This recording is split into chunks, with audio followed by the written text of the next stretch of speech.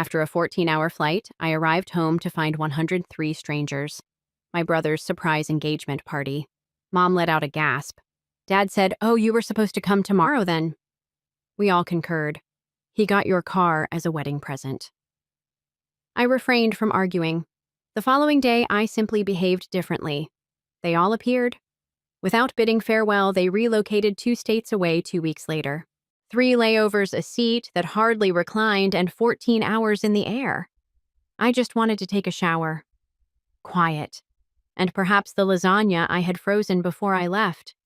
Rather, when I opened my front door, my living room was filled with 103 strangers, balloons, and streamers.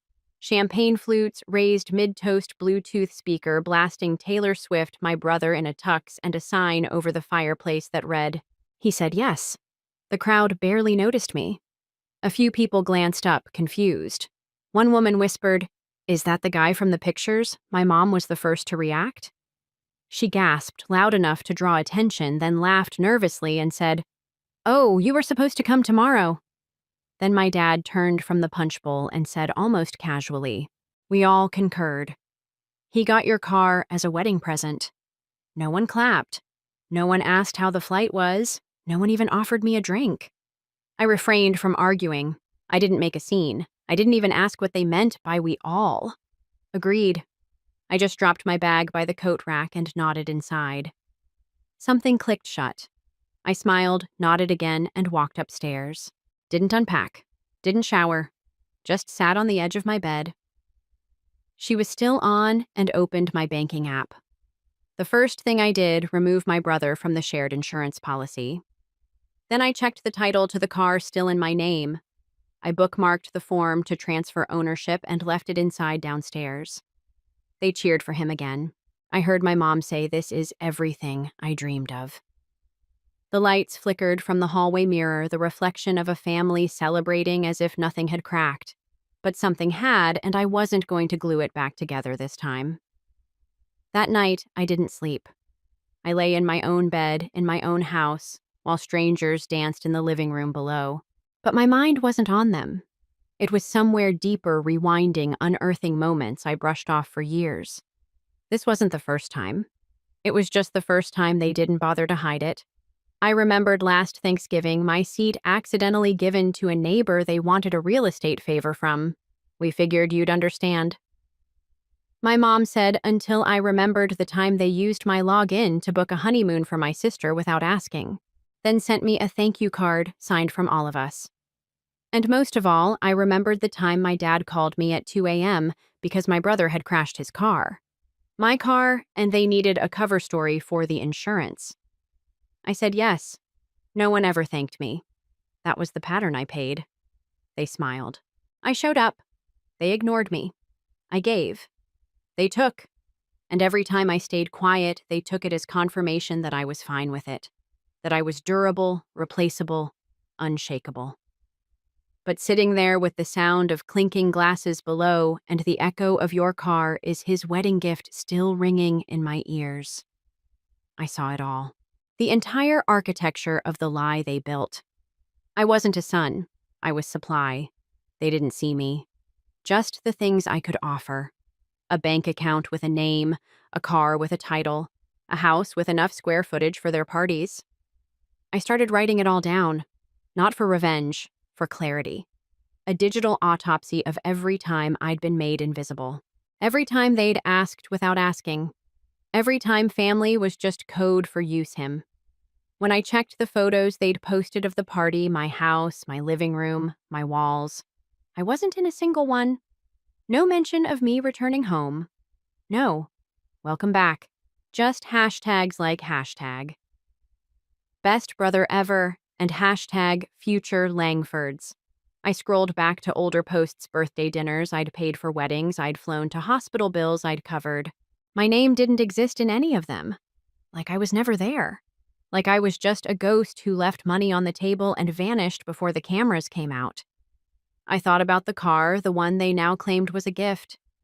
I remember the day I bought it, how I'd worked late hours and eaten canned soup for months to avoid a loan. I didn't buy that car for him. I bought it for me. It was the first thing I'd allowed myself to want. But in their eyes, if I wasn't using it, it was up for grabs. That's what cracked me open. Not the party, not the crowd, not even my mom's gasp. It was the realization that I wasn't real to them. Not really, just a line item in the family budget. So I got to work quietly, methodically. I pulled receipts, emails, screenshots, titles, bank statements. They wanted a surprise engagement party. They were about to get a surprise exit. The next morning, I got up before sunrise. I didn't make coffee. I didn't shower.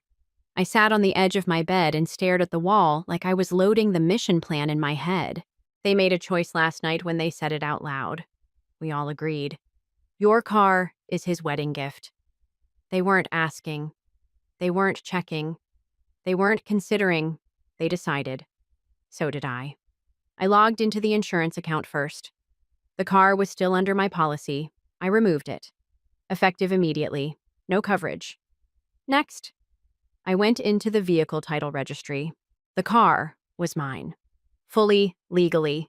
No transfer had ever been completed. I bookmarked the process to report unauthorized use downstairs. I heard the party start to wrap.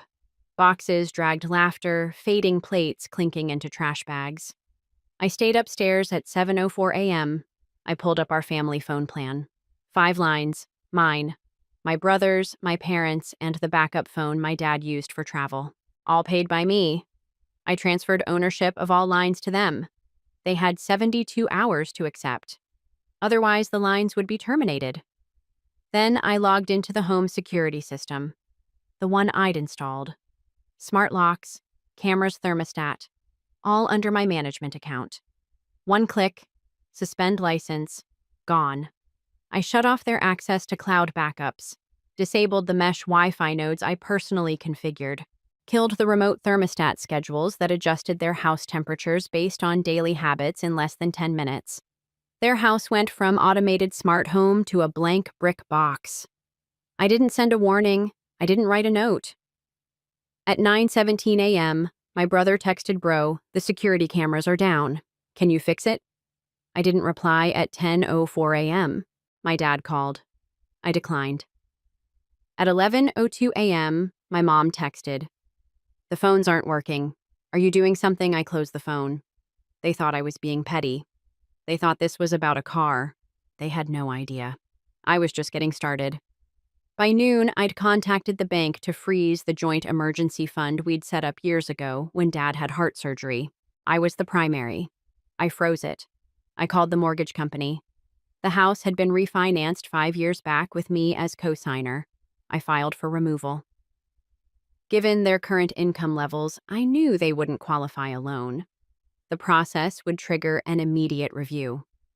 At 2:46 p.m., my dad texted again. This is childish. Let's talk at 4:13 p.m., my brother texted. Why would you do this?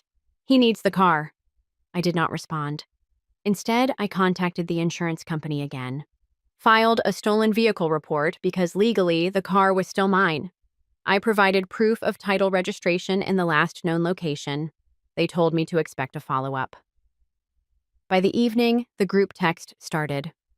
First, my mom. You're overreacting. Then my brother.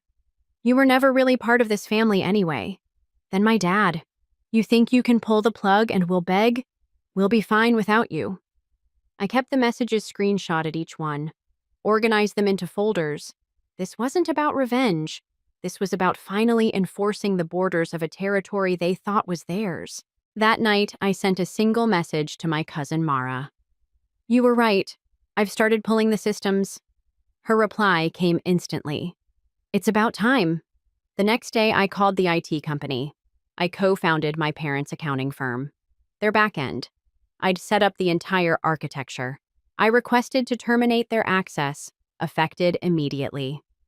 It wasn't malicious. It was clean. No data wipe, no sabotage. Just revoked licenses, disabled security certificates, and a request for them to migrate to independent services. The IT manager at my company called me 2 hours later. They're freaking out. You sure? I was sure. At 3:22 p.m., my dad sent the final text. Family is all you have. I didn't reply. Instead, I drafted a letter. A clean, official, notarized document. I revoked all authorizations. I withdrew from all shared accounts. I removed myself from cosign liabilities. The final class. I am no longer responsible for the financial stability, digital infrastructure, property management, or insurance coverage of any party mentioned herein. I printed 2 copies. I mailed one to their house. I kept the other. 2 weeks later, they moved 2 states away without saying goodbye. No text, no call. Not even a forwarded address. They didn't need to. I already knew they didn't want me. They wanted the system I built. Now they have neither. And I've never breathed easier. It took exactly 24 hours for the first explosion. I was at my desk writing up final instructions to transfer my name off the last remaining utility bills, when my phone lit up 76 missed calls for voicemails. One group text titled, "From Your Mother." I didn't even need to read it, I already knew. But curiosity won.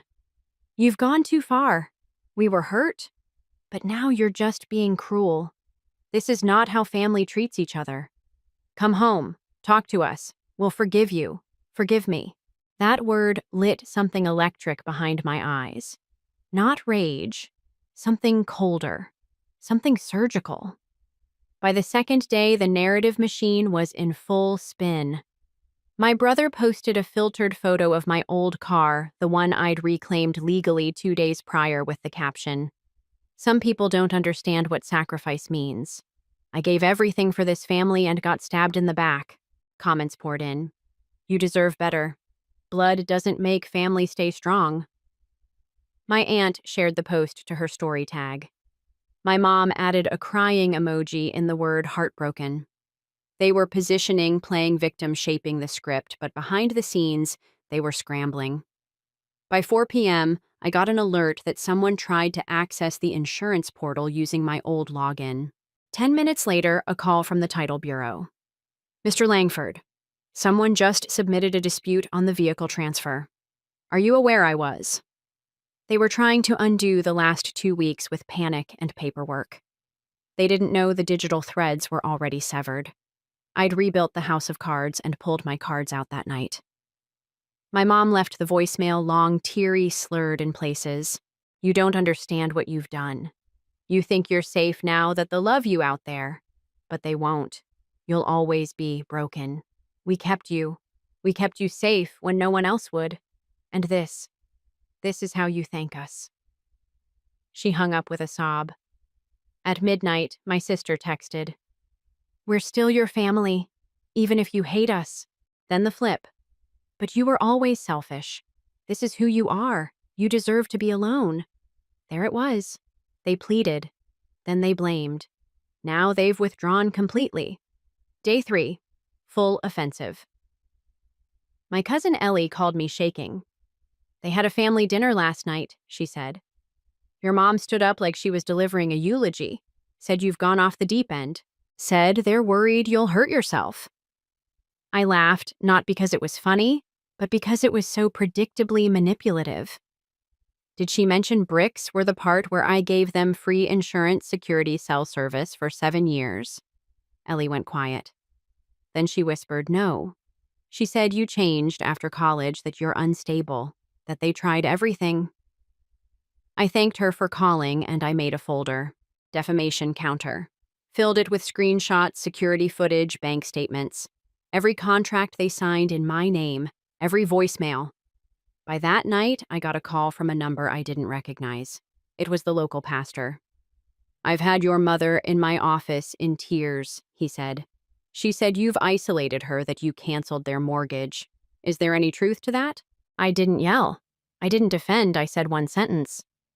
"If she can tell you what the monthly payment is without checking her phone, I'll reinstate it." He paused, then said quietly, "She didn't know." I thanked him, hung up, blocked the number. Day 5, the fake reconciliation. A text came from my dad. "First time in over a week. Let's fix this. We've all said things we regret." The phrase hit like broken glass. "We are not. I'm sorry. Not. What we did was wrong. Just a reshuffling of guilt. like poker chips. I didn't reply. An hour later, a package showed up. No return address, just a small wooden box, old card with my initials inside, my childhood photos, all of them, some cut in half, some burned at the corners, and a note. This is what a racing family looks like. I stared at it for a full minute. Then I scanned every photo, uploaded them to the cloud, and dropped the box into the trash without blinking. Day 7, the public ambush. It happened at a grocery store. I was checking out when I heard. There he is. I turned 3 people, family friends, 2 neighbors, and Mrs. Langford. Yes, the woman who got my seat at Christmas dinner. She walked up to me, arms folded, her eyes glinting with moral superiority. You've made your poor mother sick. She's lost 10 pounds crying over you. Then do you feel proud I didn't answer, but I did pull out my phone. Press play on the security footage, the one where my mother damaged my car during an emotional outburst. No words, just the truth. They all watched. One woman gasped. I took the phone away and said calmly, "Pride doesn't come into it, but self-respect does." I left them, their mouths open, their sympathy cracked wide. They turned. Total collapse. I got a text from Mara. They're moving 2 states away. Didn't tell anyone, just left. No forwarding address. No announcement. Just gone. They packed up in the dead of night and ghosted every cousin, uncle. And as if disappearing would undo the shame. I didn't feel triumph. I didn't feel sorrow. Just stillness. Like a storm had passed. And all that remained was truth. Not the version they fed to France. Not the script they wrote over dinner tables and Facebook posts. But the truth. I lived a truth backed by contracts, signatures, receipts, bruises they hoped no one would ever trace. They moved without goodbye. Because the last thing they wanted to do was face me sober. They thought disappearing would end it. New house, new state, no forwarding address. Like ghosts fleeing the fallout of their own choices. But I wasn't chasing them. I was preparing the files. Because even in absence, they kept spreading their version. The revision. And I knew eventually it would reach the wrong ears. The kind that mattered. It started with a LinkedIn message from a former minor. Heard about the family breakdown. Hope you're okay. Polite. Neutral. Suspiciously neutral. I asked where he'd heard it. He replied, "Your mom came to a board dinner. Said you'd gone no contact after accusing them of financial abuse." He added she said they forgave you anyway. Forgave me that word again. I asked if she mentioned the $1,200 backyard remodel, the stolen vehicle title, the fact she smashed my windshield with a landscaping brick. He didn't reply, but I knew what had to happen next. I opened the folder. It had everything. Video footage of my mom hurling bricks at my car, screenshots of bank withdrawals without authorization, email confirmations of wedding expenses rerouted to my card, transcripts of threats, recordings of voicemails, a copy of the lawsuit, photos of the damage, receipts, receipts, receipts. I uploaded everything to a private Google Drive folder, then created a read-only link. That afternoon, I made one public post. I've stayed quiet out of respect. But lies have currency, and I won't pay interest on other people's debts anymore. I didn't burn bridges. I built them. And when they started charging tolls to cross, I stopped maintaining them. If you've heard a version of events where I'm the monster, here's the other side. Judge for yourself. Attached. Link. I didn't tag anyone. I didn't add drama. No names, no accusations, just evidence. Within 12 hours, it had over 6,000 views. First reactions. Silence. Then a trickle. One cousin messaged, "I had no idea. I'm sorry. I didn't ask your side a second. I believed what they said. Now I feel sick. Even my head." The one who called to uninvite me from the backyard party replied, "I didn't know how bad it got. You deserved better." I didn't reply to any of them. This wasn't about approval. This was about balance. They had tilted the scale for years with their gossip, their group chats, their vague prayers in church pews for their lost boy. I just placed weight on the other side and it snapped back. Heart. Then came the news I didn't expect. A local journalist, someone who'd followed my tech firm's early growth, messaged me. We're doing a feature on generational exploitation and family systems. I read your post. Would you be willing to speak anonymously? I asked what kind of angle. She said you built something. They harvested it. We see that more and more. I agreed. We spoke for an hour. I kept it clean. No names, just facts, patterns, power dynamics. The article dropped a week later, headlined "The Silent Breadwinner: When Family Becomes Infrastructure." I wasn't the focus, but one quote stood out. When you grow up thinking love is measured by what you provide, you don't notice you've become a utility until someone cuts the line and screams about the darkness that night. I got an email from my father. Subject: We saw the article. No body, no signature, just an attachment. A blurry scan of a typed letter, maybe from a lawyer, maybe not. It sees public dissemination of defamatory claims. I forwarded it to my attorney. He wrote back, not even close to legally actionable. This isn't defamation. This is documentation. He also added, well done. Quiet precision is rare. They didn't want truth. They wanted shame. But I wasn't ashamed. I was proud because now everyone knew who paid for the house, who got cut out of Christmas, who had their seat taken by a flooring dealer, who smiled and left instead of screaming, and most importantly, who said enough. And minute, they didn't just lose me. They lost access to what I provided. They lost control. And for people like them, that's the worst loss of all. They showed up unannounced. No text, no call, no warning. Just 3 silhouettes on my porch at sunset. Mom, Dad, and my brother, standing like a jury that finally agreed to meet the accused. I didn't open the door and watch from inside. Lights off. Silent, then a knock. Soft at first, then again, louder. Finally, my mom's voice. We just want to talk. I stood open the door but didn't step aside. She looked smaller than I remembered. Makeup faded, hair grayer, eyes swollen. My father didn't meet my gaze. My brother was scrolling through his phone like none of this mattered. My mom exhaled shakily, started rehearsing. We've had time to think. We know we went too far. But you did too. And maybe we all just need to start over. Then came the real line. The core of every manipulation we wrapped as humility. We want you back. I asked one question. Why my dad finally spoke. Because you're our son. But it didn't sound like conviction. It sounded like claim. My mom chimed in. You belong with us. We raised you. We were just scared and proud, and maybe a little blind. She was waiting for me to break. For the tremor, for the sign of collapse. Instead, I said you didn't come because you missed me. You came because the system broke. And you can't fix it without me.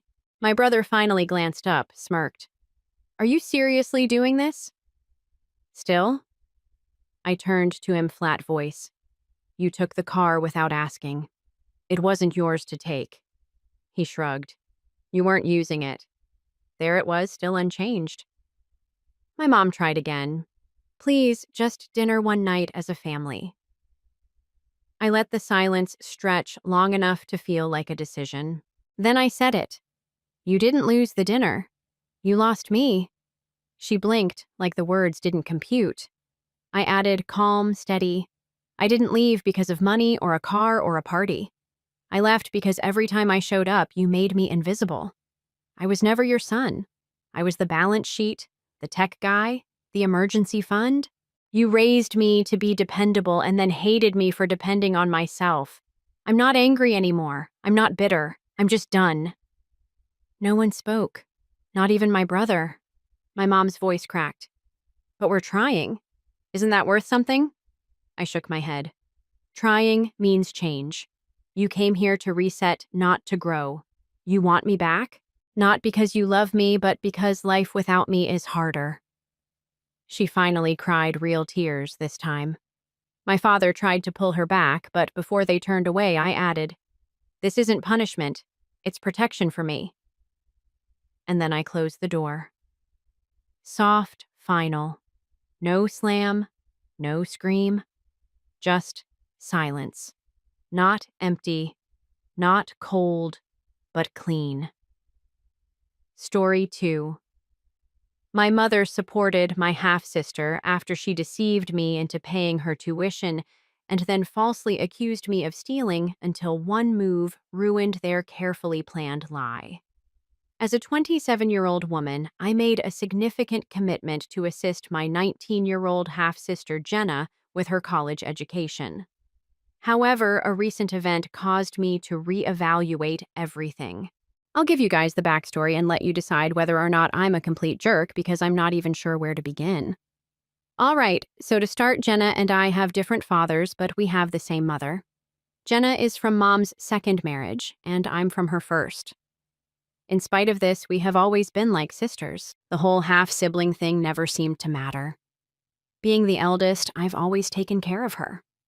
I was the one who stayed up with her during her first breakup, helped her with her homework when her mother was busy, and even taught her how to drive, which was both terrifying and kind of funny, I must say, last year when her father died.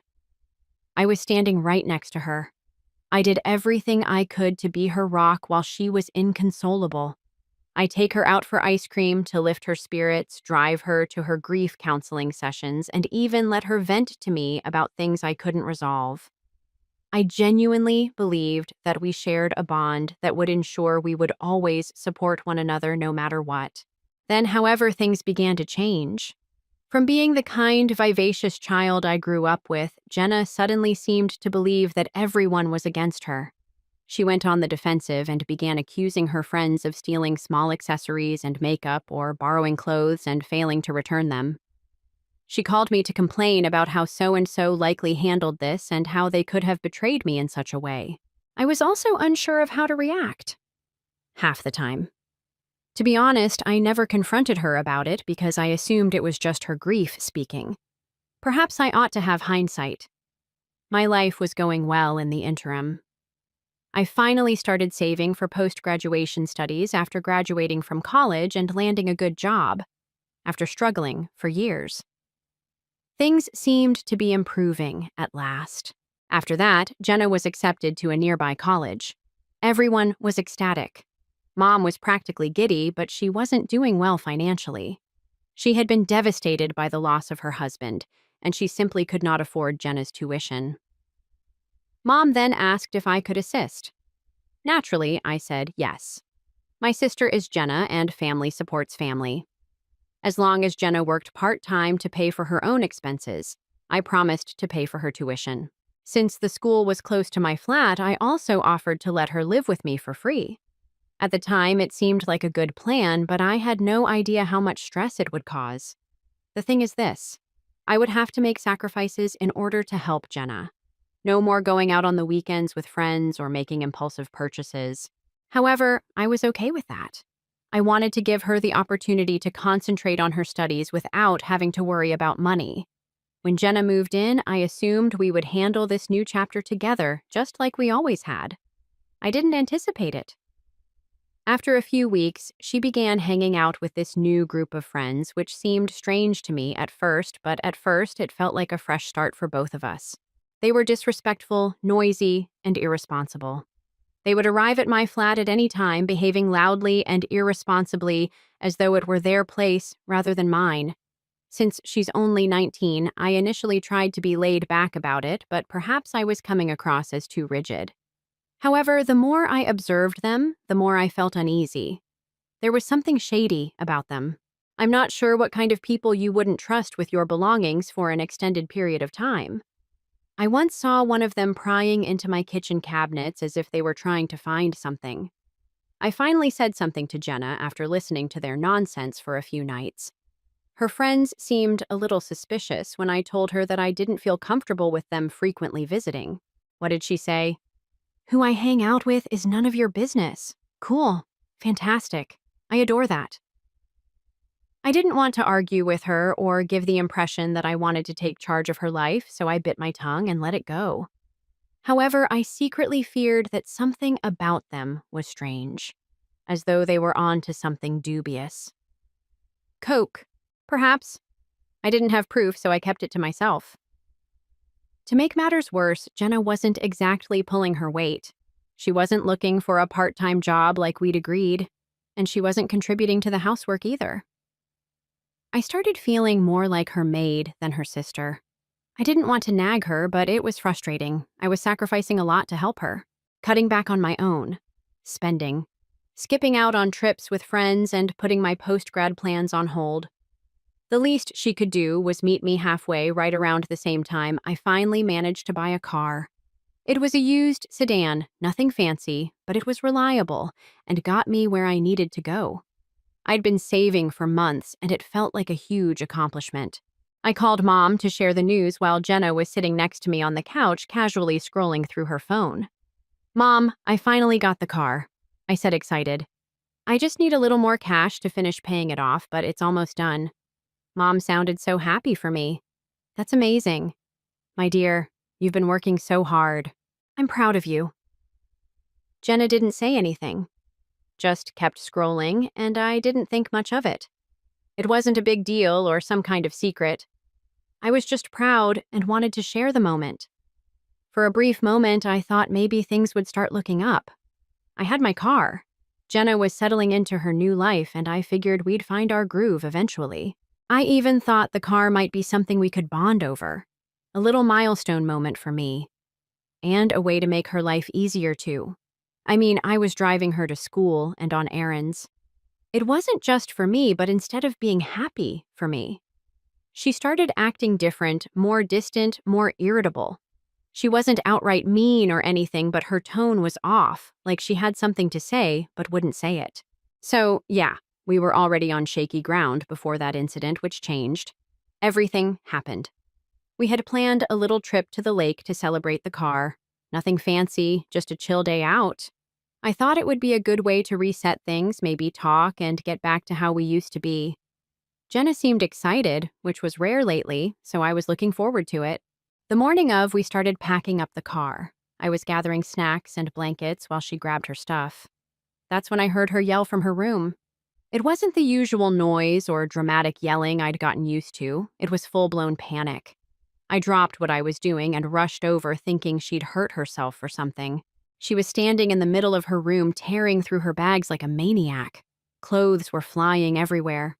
Drawers were open, and she looked like she was on the verge of tears. "What's going on?" I asked, genuinely concerned. "My dad's camera," she said, her voice shaking. "It's gone now, for context.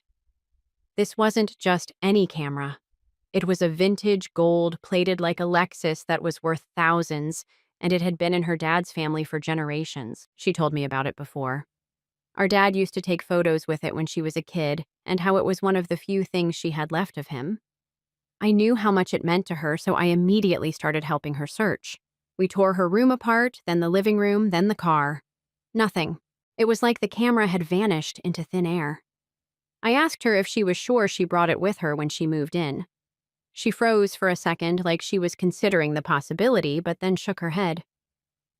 "I had it. I was using it just the other day. I suggested that we go back to where she had come from. Perhaps she had left it in one of her friend's cars or at their house. But as soon as I said those words, her entire attitude changed. She gave me this look, crossed her arms, and stopped looking. Half accusation, half annoyance. She said slowly, "I didn't leave it anywhere." It must have been taken by someone. Bewildered, I blinked. "Have you taken it, Jen? Who would—" Then it dawned on me. She wasn't merely stating that it had been taken. "I had taken it," she said. "Are you really saying that I took your camera?" I raised my voice and asked. I was so taken aback that I was at a loss for words. Yes, I was aware of her recent strange behavior regarding trust, but I never imagined she would accompany me there. Her own sister. Just saying. Her tone was defensive at first. "It's strange that you have money for a car all of a sudden, but my camera is gone now. That seems convenient, don't you think?" I was in complete awe as I gazed at her. What I was hearing was unbelievable. After I had taken care of her messy friends, paid for her tuition, and allowed her to live with me for free, She perceived me as a thief in this way. Right now, are you kidding me? I said, attempting to sound calm. It's been months since I started saving for that car. I've been working extra hours, as you can see. You've witnessed me foregoing things in order to save money. And now you're saying that I used your dad's camera as collateral to pay for the rest. She shrugged, as if it didn't matter. I'm not sure. Simply put, the timing is suspicious. The word suspicious made me feel repulsed. It was unbelievable to me that she would say that to me, much less believe it. She merely rolled her eyes and resumed searching through her belongings after I informed her that I had receipts to support every penny I had spent on the car. She muttered something about how convenient it was. Not even the accusation itself was the most painful thing. She didn't trust me, that's what. After everything that had happened to us, she believed I could steal something so valuable to her after all the times I'd saved her. It was like being slapped across the face. I was at a loss for words at that point. I simply left the room, picked up my keys, and informed her that I would be waiting in the car. She was still determined to visit the lake. She didn't come out and apologize, which disappointed me. She hardly spoke as she soaked up the entire drive there, and that marked the start of the end. Jenna and I became extremely tense after the lake trip and the misplaced camera. She hardly talked to me, unless she had to do it. Her tone was clipped even then, as if I had done something that could not be forgiven. She wasn't explicitly cruel, but there was a strange passive aggressiveness to her demeanor that said, "You're the problem." When I was trying to work, she would conveniently forget to clean up after herself, leave her belongings all over the flat, and turn up the TV. I initially disregarded it because I didn't want to exacerbate the situation. However, it was more than that. It was all of it. Then all of a sudden, small items began to disappear from the flat. It started out as random items like my favorite coffee mug, my phone charger, and a few reusable grocery bags. Before I realized that some of the items were showing up in her room, I thought perhaps I had lost them. Her phone was connected to my charger. Her nightstand held the coffee mug I had been looking for all week, half filled with an unknown beverage. She simply shrugged and said, "I didn't think you'd mind," when I questioned her about it. I made an effort to ignore it. To be honest, I was too mentally exhausted to care, and it wasn't worth fighting over. Then it got out of hand. I began discovering that my belongings were damaged or broken. I had a picture frame from college that was broken. After years of use, my favorite water bottle suddenly developed a large dent in it. I had been caring for my plants for months, but they appeared to have been overwatered to the point of drowning. It was made worse by the fact that she didn't even bother to acknowledge it. Nor was it just the stuff. Jenna started acting more and more carelessly. Her friends, who weren't exactly the reserved kind, were always over. They would use my bathroom as if it were their own blast music and scatter trash throughout the apartment. Later, when I questioned her about it, she rolled her eyes as if I were being dramatic. She said, "They're my friends," as though that made everything okay. Why are you so concerned? Because, Jenna, this is my flat, I fired back. The rent is paid by me. It's my responsibility to clean up after them. They can't be allowed to treat this place like a free-for-all. Instead of offering an apology, she simply said, "Well, maybe you shouldn't have invited me to live here if you didn't want to deal with my life," while staring at me blankly. That phrase stayed with me. In order to give her a better life and relieve her of the burden of paying bills and rent while attending school, I had extended an invitation for her to stay with me. In this way, she perceived it as a burden that I had placed on myself. I simply left because I had no idea how to react. The worst part, however, nothing was going to change about that dumb camera situation. Jenna no longer made direct accusations against me, but she didn't have to. The damage was already done. She seemed to be watching me every time I entered a room, as if she was waiting for me to make a mistake or disclose something. It was oppressive. The gossip was the worst of all. The entire story of the missing camera had somehow gotten out. After she told her friends, I suspected it was Jenna. And it seemed like everyone in town was discussing it.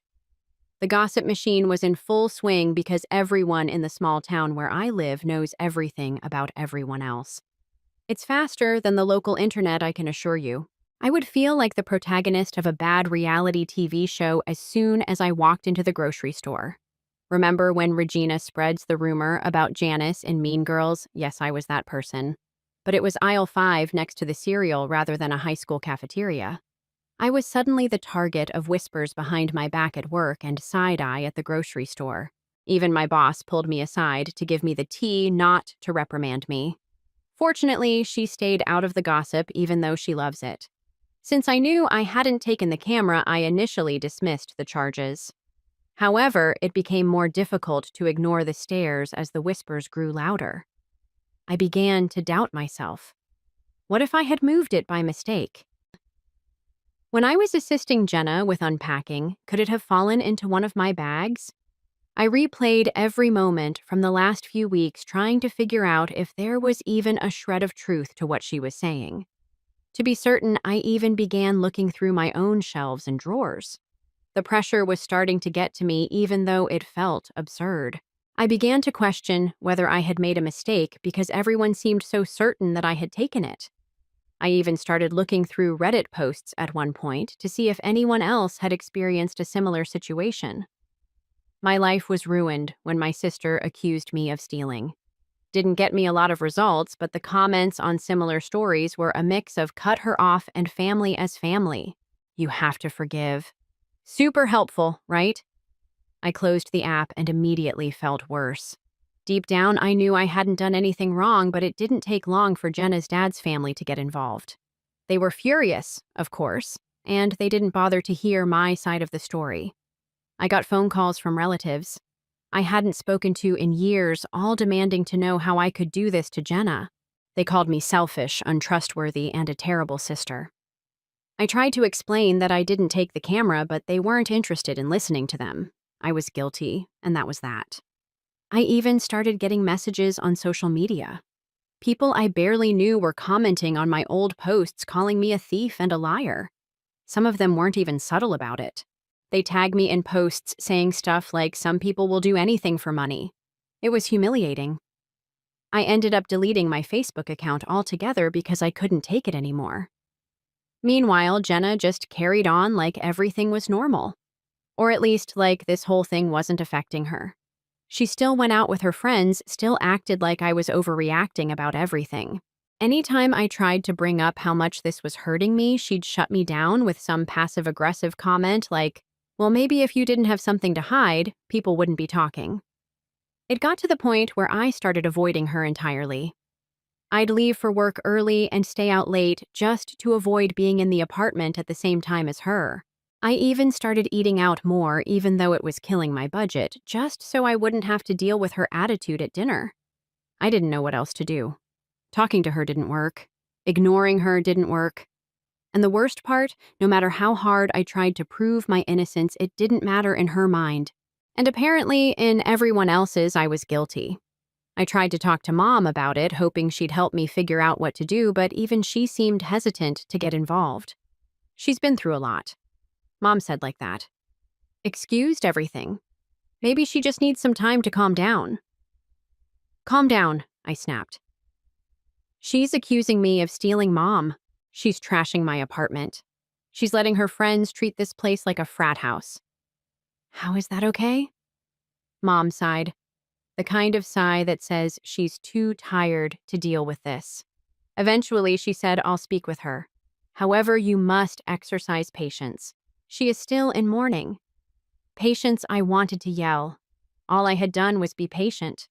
This was Jenna's way of repaying me for all the things I had done for her. Even though I knew Mom was only attempting to maintain harmony, it seemed as though she was supporting Jenna.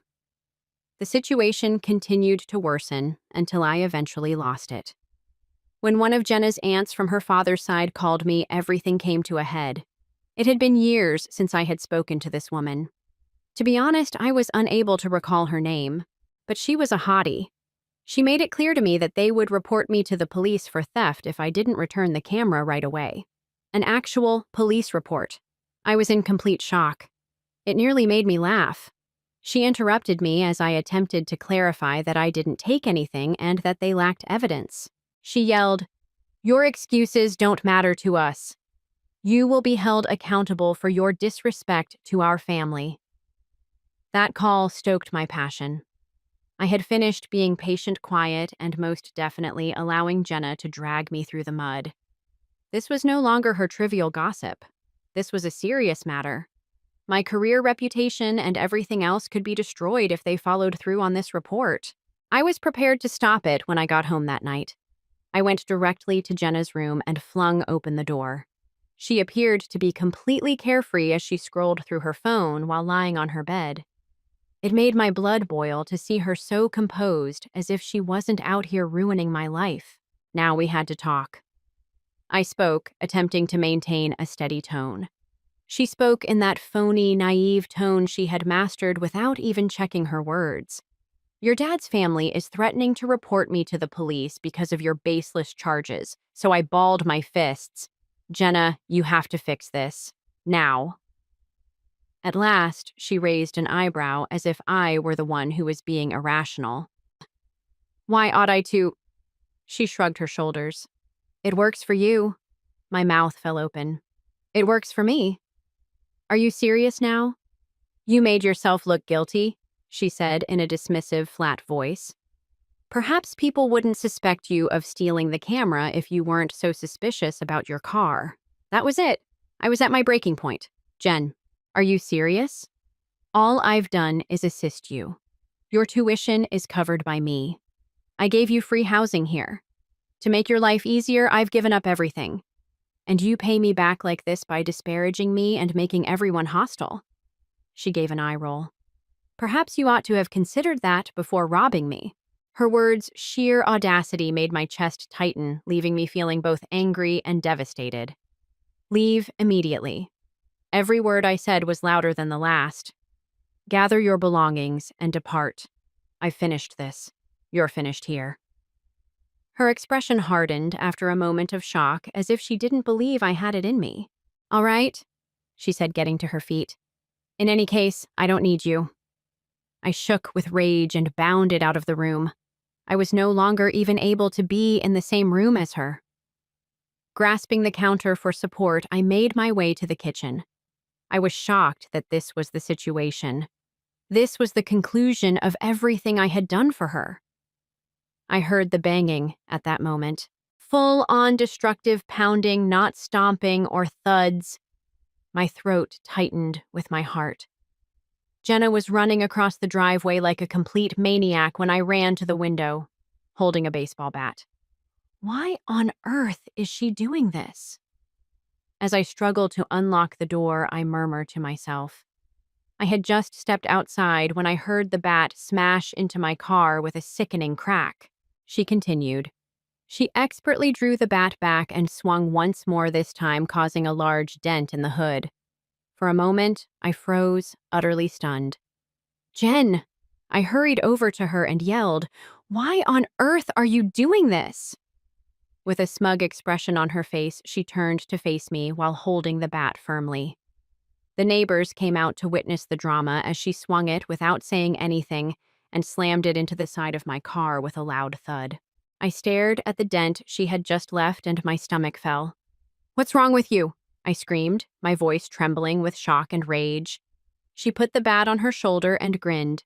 "What is this, I wonder? Your priceless vehicle." I reasoned that it needed some personality to fit its owner. I move in her direction, my fists clenched. "Drop the bat now, Jenna." With a sour laugh, she threw the bat onto the driveway as if she had been fined. "You are aware of how dramatic you are. Before telling me to get out like I'm some sort of trash, you ought to have considered the fact that it's just a dumb car. You can simply discard." I didn't answer. I took out my phone and made a call. Despite the anger simmering beneath the surface, I maintained a steady voice when the dispatcher answered. "My sister just used a bat to damage my car. Someone needs to come out here." The smug look on Jenna's face changed when she saw what I was doing. "Are you really going to call the police because of this?" Her voice was full of incredulity as she asked. "Whoa, apparently you don't care about family." "No," I said firmly, "Jenna. To you, respect is meaningless. I'm done." The patrol car arrived in the driveway a few minutes later. Jenna's posture was tense, but her face was blank as she crossed her arms. As soon as he stepped outside, the officer evaluated the situation, eyes focusing on the bat on the ground and the dent in my car. I told the officer about Jenna's weeks-long mischief, how she had damaged my car with a bat, and how I felt unsafe in my own house. Jenna attempted to dismiss it, claiming that it was only a single blow and accusing me of exaggerating the situation. The officer, however, didn't appear to believe it. "Did you use the bat to strike the car?" she was asked directly by the officer. Jenna gave a shrug. "Yes, but it's not as if I damaged it in any way. It's just a dent." The officer appeared unimpressed. "That's still property damage. Would you like to file charges?" He turned to face me and asked. I didn't think twice. "I do indeed." Jenna's mouth fell open. "This is what you're actually doing." "You gave me no option," I spoke firmly. "Jenna, it's not about the car anymore. It's about everything. I have taken care of you as best I can, and you pay me back like this. I'm finished." She didn't answer, simply gazed at me while the officer recorded our statements. He told her she had to go after a few tense minutes. As she gathered her belongings, she rushed into the house and slammed all the doors. She didn't give me a look or say anything when she came back with her bags. Without even looking back, she got into the car of a friend who had come to pick her up and drove away. In addition to giving me a copy of the report, the officer offered me guidance on how to proceed with the matter going forward. Although most of it was jumbled in my mind, I nodded. I was too tired to think about it. I stood in the silent driveway after the officer had left, staring at the dent in my car and the bat on the ground. Feeling its weight in my hands, I picked it up and threw it in the garbage. It was symbolic, like discarding the mayhem she had caused in my life. One thing is evident to me as I sit here. Considering everything that has transpired, Jenna can bid the college fund farewell. This cannot be fixed. I've fulfilled my obligation. And it doesn't matter if that makes me the villain in someone's eyes. Who do you believe to be the true jerk in this situation? Let me now explain what transpired following Jenna's departure. Over the course of the following week, I worked to organize my life. It felt like a full-time job between handling the police report and telling my landlord everything. Although I was fortunate that Jenna hadn't actually damaged my car, I was able to repair a few dents and scratches. The consequences of her behavior hit her hard and quickly. Word got out like wildfire in the town after I filed enough charges to start a hearing. All of a sudden, Jenna was more than just the girl whose father had passed away. She was the girl who had lost her mind and ended up in trouble with the law. After quickly supporting her when she accused me of stealing the camera, her dad's family suddenly expressed no interest in interacting with her.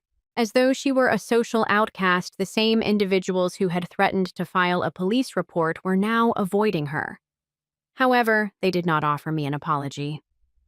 Then, at last, the camera's truth was revealed. Jenna hadn't even brought the camera to my flat, it turned out. When she was moving in, she had packed it in one of her boxes, but she had unintentionally left that box at her mother's house. Buried beneath some old clothing and documents, Mom discovered it while organizing the guest room. As soon as she found it, she called me. She sounded both relieved and guilty. "I'm at a loss for words," Mom said. "I ought to have looked sooner. The entire situation could have been prevented. I was in too much shock to be angry then. The entire time the camera that had sparked this whole nightmare had been securely stored at Mom's house." Jenna gave what could hardly be considered an apology after learning of it. "You know, I was stressed. When I questioned her about it, she said, 'What I've been going through is beyond your comprehension. You ought to have realized. I get it. I lost my temper.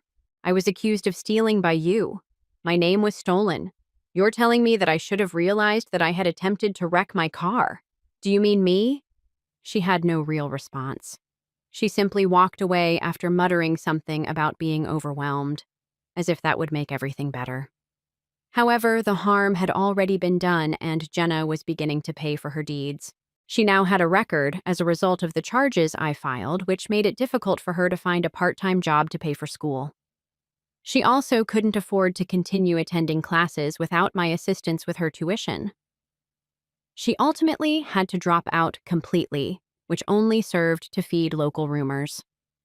Almost overnight, her friends, the same ones she fiercely defended during our time together, went missing. I suppose it's simple to stay when someone else is paying for your enjoyment, but they all left as soon as things became difficult. All that remained for Jenna was the mess she had created. Social media was even affected. Those who initially supported her were now making evasive apology status updates along the lines of, "Wow, some people really know how to ruin their own lives." Honestly, I didn't feel sorry for her even though it was petty. She was the one who caused this. As usual, Mom attempted to mediate, but even she was growing impatient with Jenna. She needs to learn, even though I adore her. When we were on the phone one evening, Mom said, "She has ruined all of her relationships. This is something she must do herself." I was aware of Mom's guilt issues. When it comes to Jenna, she always does, but I was unable to feel the same way. Jenna had thrown away every opportunity I had given her to make amends and accept responsibility. After a while, Jenna moved in with a friend from high school who lived in a dilapidated flat on the outskirts of town. It was all she could afford, but from what I'd heard, it wasn't exactly a great situation. Neither Mom nor I made an effort to contact you. For me, things gradually began to get back to normal. After a while, the town gossip subsided, and I finally stopped getting side-eye at work. I even succeeded in mending some of the strained relationships that had developed throughout the entire ordeal. But Jenna and I's relationship, they couldn't be fixed. Occasionally, mutual acquaintances would update me on her life, telling me that she was working odd jobs to make ends meet, that she was destroying relationships with even more people, and that she appeared to be caught in a vicious cycle. She was at the grocery store a few weeks ago when I last saw her. She had a worn-down look that wasn't typical of her hollow, jittery movements and rough eyes. After giving me a quick glance, I thought she might say something, but she simply turned and left. She walked unsteadily, as if she was unable to leave quickly enough. I'm not sure if our relationship will ever be restored. The person she has developed into, I no longer even recognize her. I have resumed saving for my post-graduation goals, slowly but steadily. Fortunately, the car is still in good condition, and I've resumed going on weekend trips with friends, something I haven't done in years. Do I feel bad about initially assisting Jenna? Absolutely not. However, I do regret allowing her to treat me like this for such a long time. Knowing when to back off is sometimes necessary when loving someone, and for me, that moment is right now. Story 3. At last, they arrived at my baby shower with nothing. No present. This is merely a loan document for $15,000 for my brother's vehicle. Unexpected. You're helping your brother. Dad grinned. Mom added, "Be thankful that we trust you." I simply responded, "I get it," then hit the cancel button on the planned payment. After taking a call 15 minutes later, he yelled, "What did you sign?" At last, they attended my baby shower. No warning, not a message. Simply entered. 30 minutes late. Loud enough to pull all the attention from the games and gifts. My mom wore her best supportive smile, the kind she rehearses when she's trying to look like a parent. And my dad, as usual, didn't bother with pretending. No present, not even flowers. Just a manila envelope. My dad pulled out like it was a present. "Surprise," he said, placing it in my lap like he expected applause. "You're helping your brother." I blinked. He gestured to the document inside a loan agreement. $15,000 co-signed in my name for a car. My brother had apparently already driven off the lot.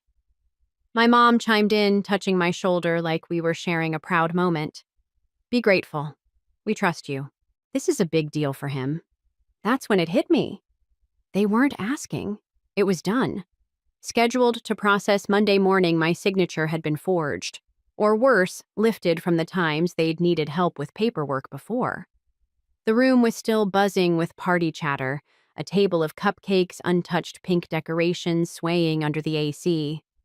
I just smiled quietly, unlocked my phone beneath the table, opened the banking app, navigated to the pending transaction, canceled.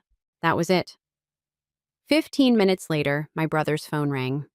I watched from across the room as he answered, nodded, then shouted, "What did you sign?" He looked straight at me. I didn't flinch. Just kept sipping from the plastic flute of sparkling cider my cousin had handed me earlier. He stormed out. My dad followed. My mom stayed long enough to mutter something about how I was making a scene even though I hadn't moved, but inside something had. It didn't hit all at once. That would have been merciful. It came in layers, like peeling back rotten wallpaper and realizing the whole wall is molded. That envelope wasn't the first offense, just the most recent insult on a ledger. So long. It should have its chapters. Because as I sat there watching the room pretend nothing had happened, something clicked. This wasn't a one-time overstep. This was routine, a system they built. And I'd been the foundation quietly, repeatedly. Foolishly, I thought back to last year, my brother's birthday. I'd covered the dinner $800 tab at a rooftop steakhouse. I didn't even get a slice of cake, just a thank you text. That autocorrect had my name wrong. Before that, the HVAC replacement at my parents' house, $700. We'll pay you back once the taxes hit. My dad had said the refund came. The repayment never did. The time I spotted my sister $2,000 to get her through a rough patch. She posted new designer boots, the same weekend tag still on them in the mirror selfie. But I kept giving, kept swallowing the bile because maybe, just maybe, this time they'd see me. Not as a convenience, not as a wallet with legs, but as someone who mattered. They never did. At my own baby shower, I was a footnote to a transaction, a hose to a humiliation. And still, they expected me to smile. And I almost did. I almost let it go again. But then I remembered a memory I hadn't touched in years. Sophomore year of college. I'd just come home for the holidays. First time after the accident that changed everything. I was quiet, adjusting, learning how to live differently. At the dinner table, I offered to help with dishes. My hand slipped, a plate shattered. My mom laughed, not out of cruelty, but dismissal. Guess some things you'll just never be good at. My dad didn't look up from the TV, my brother whispered. You shouldn't have come back. They thought I didn't hear. But I did. And I remembered. I remember being their afterthought for decades. The strong one, which was code for the one we can ignore because he won't explode. I remembered every time they used "you're so independent" as an excuse to never show up, to never call, to never ask how I was doing, even when I got pregnant alone on my own terms. They never offered help, never sent a card, barely acknowledged it. But now I was useful again. Now they needed a signature, a safety net. Now they showed up with a loan document. No gift. No. Congratulations. No. How are you holding up? Just a forged line on a contract and a guilt trip about family obligation. And that's when I saw the full shape of the thing. I give, they take. I show up. They left me out. I stay quiet. They assume consent. And it wasn't random. It was trained, conditioned, expected. Because every time I let it slide, they built the next insult a little bolder. They didn't just disrespect me. They discounted me. They rewrote the story so thoroughly that they believed it. That I was okay with being used, that I liked it. That my silence was agreement, that my understood meant permission. But I wasn't a helper anymore. I was the product. The infrastructure, the financial institution backing their bad decisions. And the worst part, they weren't ashamed. They were entitled. They believed I owed them because I didn't scream, because I didn't fight, because I didn't pull away when I should have. But I was done. I saw the pattern now. Every flashback that had haunted me, the canceled invitations, the backhanded compliments, the withheld affection, wasn't a fluke. It was a blueprint. And now that I'd finally read it, I was ready to tear the whole thing down. Not out of vengeance, out of clarity. They didn't see a sun, they saw a solution. But now the asset was logging out, and they were about to learn what it felt like to lose their favorite resource. They never taught me boundaries, only guilt. They raised me on obligation. That twisted brand of love where sacrifice is the only currency and silence is proof of loyalty. But they forgot to teach me what happens when that currency burns out, when the silent one finally starts moving. I moved fast. By midnight, I was in bed, laptop open, earbuds in baby monitor app on one screen, banking app on the other. The $15,000 loan had been processed but not fully withdrawn. They used a shared savings account to legitimize the transaction, an old joint account I'd set up when Dad was between jobs. I left it open out of habit, their habit of needing help. Big mistake. First step, I froze the account. Second step, I called the credit union, reported the transaction as unauthorized. I knew the system worked in systems. I had receipts, timestamps, logins. My name on the account gave me full rights to dispute. By morning, the loan was locked for review. Then came the real cleanup. I opened the financial audit I'd started months ago, a private doc titled Failsafe. A running log of every dollar I'd funneled to my family in the past 5 years. Rent covers bailouts, phone bills, health premiums, car repairs, mortgage overages. Total $117,000. Not even including the wedding gifts, holiday trips, or emergencies that always seemed to happen on 3-day weekends. I started shutting things down like levers in a control room. The car insurance. 6 people under one group policy. Might I remove them all? Let them get their own coverage at their own risk levels. My brother would be the first to notice when the DMV flagged his expired proof. The streaming accounts. Everyone gone. Netflix, Hulu, Disney+, Spotify, Family. Years of piggybacking off my subscriptions. I deactivated every shared profile, even the one my dad cheekily named Family CEO. The cloud storage. My mother's entire digital photo archive was hosted under my drive. Thousands of baby photos, scanned albums. The folder labeled Memories. I didn't delete it. I just downloaded it and moved it offline. Left her a note, available on request. Respectfully, the security system. I'd installed it myself. Their smart locks, their alarms, their thermostat, all wired to my business dashboard. Within minutes, I removed admin access and replaced their control app with a default prompt. Please contact your system provider. Let them call customer support. And then the kill switch. The trust. 3 years ago, I'd started a legal trust for my child. Future-oriented. Bulletproof. What my family didn't know was that I'd quietly included them as contingent beneficiaries. Not out of love, out of obligation. Just in case, I told myself that morning, I rewrote the trust, removed every one of them. My mother, my father, my brother. Their names vanished with the click of a key. I wasn't their legacy. I was their fallback. Not anymore. At 10:37 a.m., I got the first message. My dad. Hey, bank, saying something about the loan. You fixed that, no punctuation, no apology, just assumption. At 11:02, my mom followed up. They need your signature again. Honey, don't be difficult. That word again. Difficult. The crime of having boundaries. I didn't reply. Instead, I logged into the auto loan system, submitted a fraud report, uploaded a scanned statement annotated in red arrow to the forged signature caption. Never signed, never agreed, under review. At 1:26 p.m., my brother finally called, didn't leave a voicemail, just sent a text. 5 minutes later, what did you do? I muted the thread.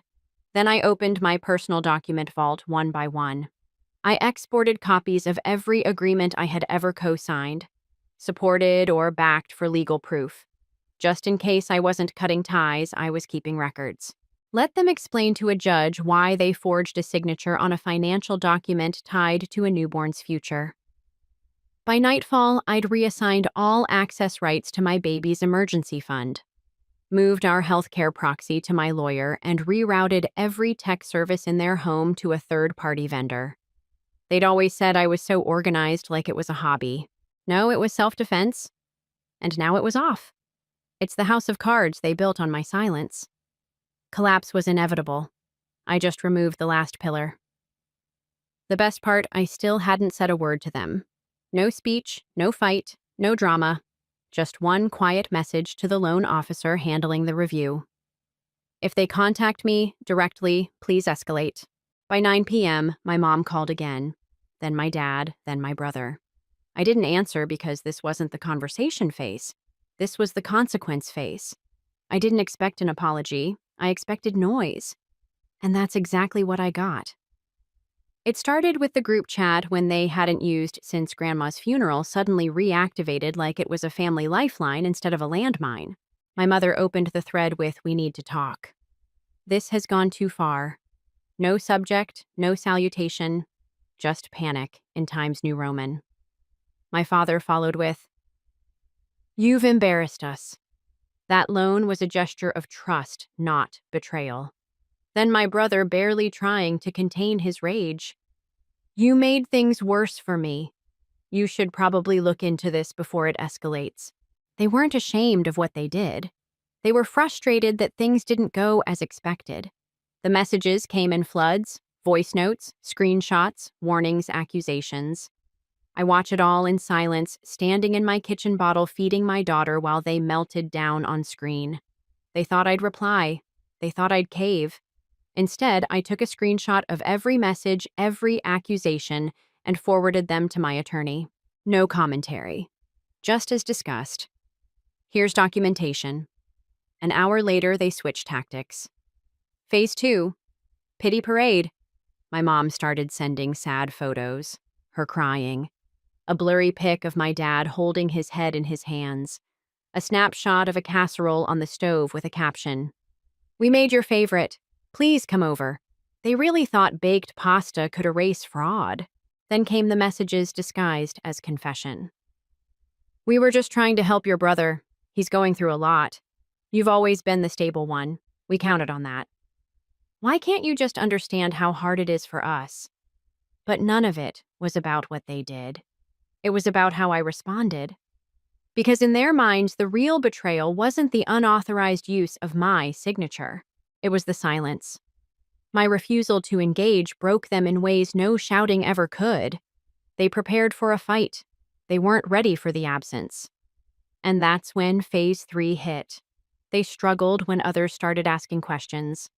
I heard from a coworker first. He forwarded me a message. His wife had received from my cousin who'd clearly been briefed by my mother. "Just so you're aware, there's been some troubling behavior in the family. Anna has been acting out legal stuff. We're concerned." My coworker included a note. "Dude, is everything okay?" I smiled, sent him the full screenshot of the forged loan document followed by a copy of a dispute case. He replied 30s later. "Never mind, they're insane." But the campaign didn't stop there. They hit Facebook next. A vague post on my mom's page. Sometimes the ones you give the most to end up turning their backs the hardest. We tried. God knows we tried. Then a barrage of sympathy comments from her knitting friends, her church friends, her bridge club. "You're a saint. Children today don't understand gratitude. You did your best." They had the audacity to write saint after fraud. That night, I sat down and drafted a message. Not to them, to everyone else. A single post, public, polite, and devastating to those hearing rumors. I canceled a fraudulent auto loan made in my name without my consent. If you need clarity, here's the documentation, and I attached it. Loan copy. Dispute confirmation. My formal email to the lender. A black box over my account number, but every signature visible. I didn't write a caption. I didn't name names. The truth didn't need a villain. It already had proof. Within 24 hours, the narrative started to crumble. 3 cousins, like the post. 2 mutual friends removed comments they'd made on my mother's timeline. 1 aunt called to say she was deeply ashamed. She believed their version. That's when the calls really started. Not messages. 'Cause my mom first. I watched the phone ring. She left a voicemail this time. "You think you've won? You're tearing us apart. You're making it hard for everyone. Do you even care, my dad?" 10 minutes later. "You need to delete the post. It's family business. You don't air laundry like this. Family business.